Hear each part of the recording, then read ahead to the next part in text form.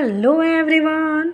तो आज हम इस वीडियो के द्वारा सीबीएसई बोर्ड का हिंदी जो कि क्लास 10th का है, इसके चैप्टर 4 के अभ्यास कार्य पार्ट 1 को हमने किया। आज पार्ट 2 में बचे हुए प्रश्नों को करेंगे। तो अगर आपने ये चैप्टर नहीं समझा है तो पहले आप इस चैप्टर को समझ लें ताकि आपको इसके क्वेश्चन आंसर समझने में आसानी हो। तो आइए इसे हम स्टार्ट करते हैं। फर्स्ट है, निम्नलिखित प्रश्नों के उत्तर 50 से 60 शब्दों में लिखिए। फर्स्ट क्वेश्चन है, किसी कील विल से उंगली छिल ली होगी ऐसा ओचू मेलाव ने क्यों कहा? तो भाई भतीजावाद तथा चापलूसी करने में विश्वास रखने वाले पुलिस इंस्पेक्टर ओचू मेलाव को यह पता चला कि ख्यूकरीन की उंगली काटने वाला कुत्ता आम नहीं है बल्कि जनरल साहब या उनके भाई दोनों में से किसी एक का है। तो उसने कुत्ते को बचाने के लिए कुत्ते की जगह ख्यूकरीन को ही दोषी ठहराते हुए कहा कि उसने स्वयं ही किसी कील विल से उंगली छील ली होगी और इसे कुत्ते के माथे मढ़कर कुछ हर्जाना ऐंठ कर फ़ायदा उठाना चाह रहा होगा। पहले तो पुलिस इंस्पेक्टर ख्यूकरीन के पक्ष में था, लेकिन जैसे उसको ये पता चला कि ये जो कुत्ता है ये जनरल साहब या उनके भाई दोनों में से किसी एक का है, तो उसने अपने आप को पूरा पलट लिया। उसने अपनी बातों को बदल दिया। उसने कुत्ते को बचाने के लिए कुत्ते की जगह उल्टा ख्यूकरीन के ऊपर पूरा दोष लगा दिया और कहा कि उसने स्वयं ही यानी ख्यूकरीन ने स्वयं ही किसी किल विल से वो अपनी उंगली छील ली होगी और ज़बरदस्ती ये पूरा इल्ज़ाम कुत्ते के माथे मढ़ रहा है ताकि उसको हर्जाना मिल सके। नेक्स्ट है, ओचो मेलाव के चरित्र की विशेषताओं को अपने शब्दों में लिखिए। तो ओचो मेलाव एक भ्रष्ट, चालाक, स्वार्थी, मौकापरस्त और दोहरे व्यक्तित्व वाला व्यक्ति है। दुकानदारों से ज़बरदस्ती चीज़ें ऐंठता है, यहाँ ब होगा। वह एक इंस्पेक्टर होते हुए भी कर्तव्यनिष्ठ नहीं है। वह अपने फ़ायदे के लिए किसी के साथ भी अन्याय कर सकता है। अपने आप को जनरल साहब की नज़रों में अच्छा साबित करने के लिए वह ख्यूकरीन को ही दोषी साबित करके कुत्ते को ये कहकर जनरल साहब के घर भिजवाता है कि वह उसी को मिला था। ओचो मेलाव एक अवसरवादी व्यक्ति है। जहां उसे अपना लाभ दिखता है वो वहीं पहुंचता है। तो ये हमने देखा भी कि कैसे वो ख्यूकरीन के मामले में भी पलट गया और जनरल साहब के घर कुत्ते को ये कहकर भिजवाता है कि ये कुत्ता उसी को मिला था, ओचू मेलाव को। तो ये जो ओचू मेलाव है एक अवसरवादी व्यक्ति है और उसे जहाँ अपना लाभ मिलता है वो वहीं पहुँच जाता है। नेक्स्ट है, यह जानने के बाद कि कुत्ता जनरल साहब के भाई का है, ओचू मेलाव के विचारों में क्या परिवर्तन आया और क्यों? तो जब ओचू मेलाव को प्रोखोर ये बताता है कि यह कुत्ता जनरल साहब के भाई का है तो उसके विचारों में एकदम परिवर्तन आ जाता है। वह पहले जिस कुत्ते को गंदा मरियल कह रहा था, अब वह वही कुत्ता उसे अति सुंदर डॉगी लगने लगा। वह उसे खूबसूरत पिल्ला दिखाई देने लगा। उसे अब ख्यूकरीन का ही दोष दिखाई देने लगा। उसके विचारों में यह परिवर्तन इसलिए आया क्योंकि वह स्वार्थी एवं अवसरवादी व्यक्ति था और जनरल साहब को नाराज़ नहीं करना चाहता था। उन पर अपनी स्वामी भक्ति की छाप छोड़ना चाहता था कि मैं आपके लिए कुछ भी कर सकता हूँ। पहले जो कुत्ता उसको गंदा मरियल दिखाई दे रहा था, अब वो उसको सुंदर डॉगी दिखने लगा, खूबसूरत पिल्ला दिखने लगा और इसी के चलते उसने ख्यूकरीन का ही दोष दिखाई देने लगा उसको। और इसलिए दिखाई देने लगा कि ये जो ओचो मेलाव है ये बहुत ही स्वार्थी और अवसरवादी व्यक्ति है। तो वो चाहता है कि जनरल साहब को किसी भी तरीके से नाराज़ नहीं करे और अपनी स्वामी भक्ति उनको दिखाए।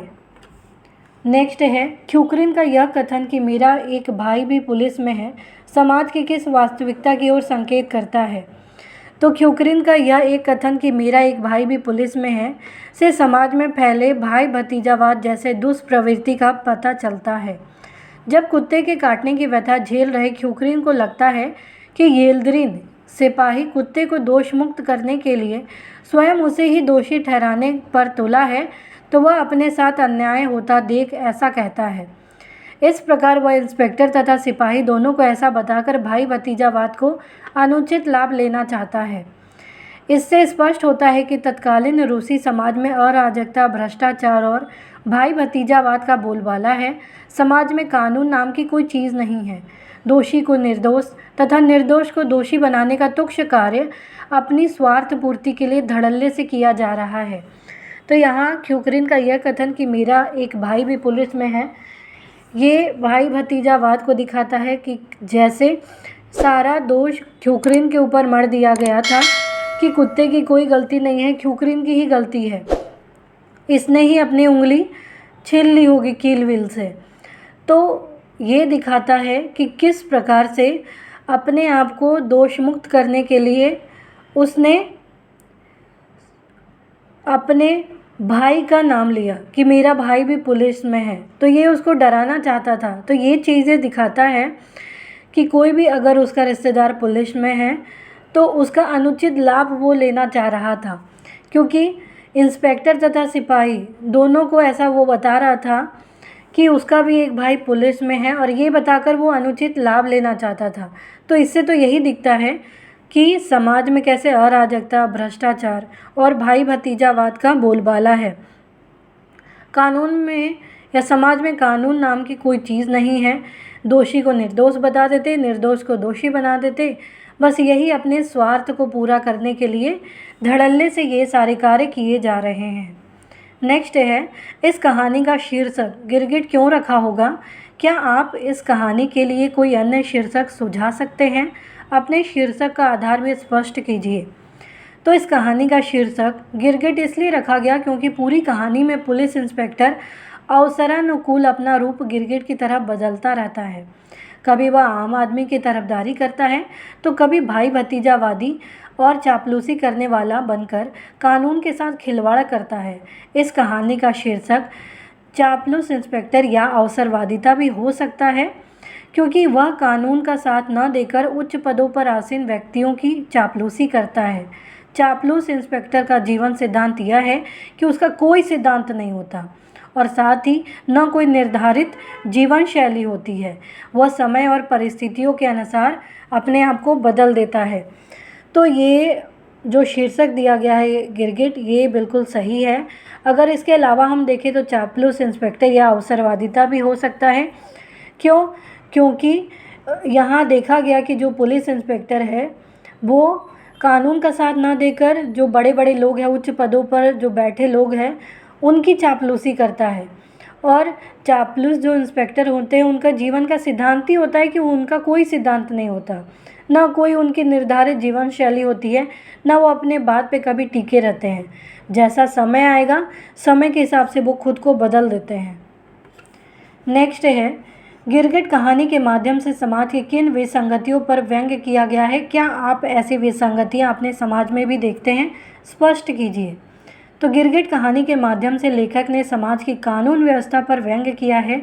लेखक ने बताया है कि शासन व्यवस्था पूर्ण रूप से चापलूसों और भाई भतीजावाद के समर्थक अधिकारियों के भरोसे चल रही है।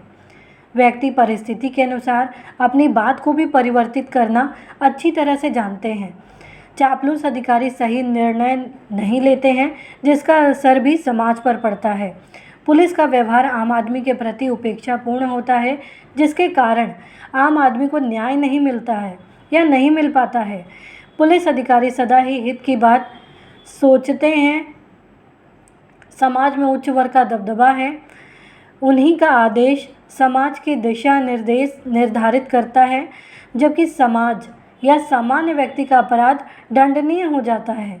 वर्तमान समाज में भी ऐसी विसंगतियों को देखा जा सकता है। हम देखते हैं कि चापलूस और रिश्वतखोर लोग निरंतर उन्नति कर रहे हैं। कानून और न्याय व्यवस्था में चारों ओर चापलूसों और भ्रष्ट लोगों का ही बोलबाला है। लोग सफल होने के लिए इसी रास्ते को अपनाते जा रहे हैं। यद्यपि इन विसंगतियों को दूर करने के प्रयास किए जा रहे हैं, किंतु अभी अधिक सफलता नहीं मिल पाई है। तो इस प्रकार से हम इसमें देखते हैं कि कहानी के माध्यम से कैसे समाज में जो चल रहा है उस पर व्यंग्य किया गया है, जो कि सच्चाई भी कहीं ना कहीं उस हिसाब से उस समय में दिखाई गई थी। नेक्स्ट है, निम्नलिखित के आशय स्पष्ट कीजिए। फर्स्ट है, उसके आंसुओं से सनी आंखों में संकट और आतंक की गहरी छाप थी। तो इस कथन का आशय यह है कि जब कुत्ते ने ख्युकरिन की उंगली काट ली तो उसने उसकी खूब पिटाई की और बुरी तरह से उसकी पिछली टांग को पकड़कर खींचा। दर्द के कारण उसकी आंखें आंसुओं से भरी हुई थी। अपने चारों ओर भीड़ देखकर कुत्ता और भी आतंकित हो गया, क्योंकि उसे भीड़ रूपी संकट भी गहरी पीड़ा दे रही थी, क्योंकि वो तो खुद ही कष्ट में था, ऊपर से उसने इतना भीड़ देखा तो और भी ज़्यादा उसकी पीड़ा गहरी हो गई। नेक्स्ट है, कानून सम्मत तो यही है कि सब लोग अब बराबर है। तो इस कथन से ख्युकरिन यह कहना चाहते हैं कि वर्तमान कानून व्यवस्था में सभी बराबर है, कोई छोटा बड़ा नहीं है। यदि कोई बड़ा व्यक्ति अपराध करता है तो उसे भी अवश्य ही दंड मिलना चाहिए। कानून की दृष्टि में कोई छोटा बड़ा नहीं होता, बल्कि सब बराबर होते हैं। उसने ओचो मिलाओ से कहा कि यदि उसकी बात में सत्य नहीं होगा तो उस पर मुकदमा चलाया जाए। उसने यह भी कहा कि समाज में हर व्यक्ति के साथ नियम और कानून के अनुसार समान व्यवहार होना चाहिए, इसीलिए वह भी न्याय प्राप्त करने का हकदार है और उसका कोई अपराध नहीं है। तो ये ख्युकरिन ने भी कहा था कि सबके साथ समान व्यवहार होना चाहिए, ये नहीं कि कोई बड़ा व्यक्ति है तो भेदभाव किया जाए। समाज में सब लोग बराबर है, तो अगर वो सत्य नहीं होगा तो उस पर मुकदमा भी चलाओ, वो चलेगा। ओचो मेलाओ ने भी अपने आप को ये कहा कि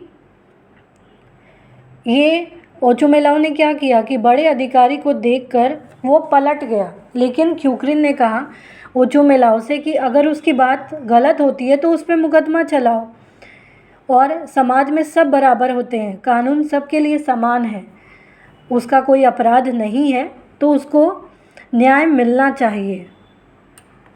नेक्स्ट है, हुजूर यह तो जन शांति भंग हो जाने जैसा कुछ दिख रहा है।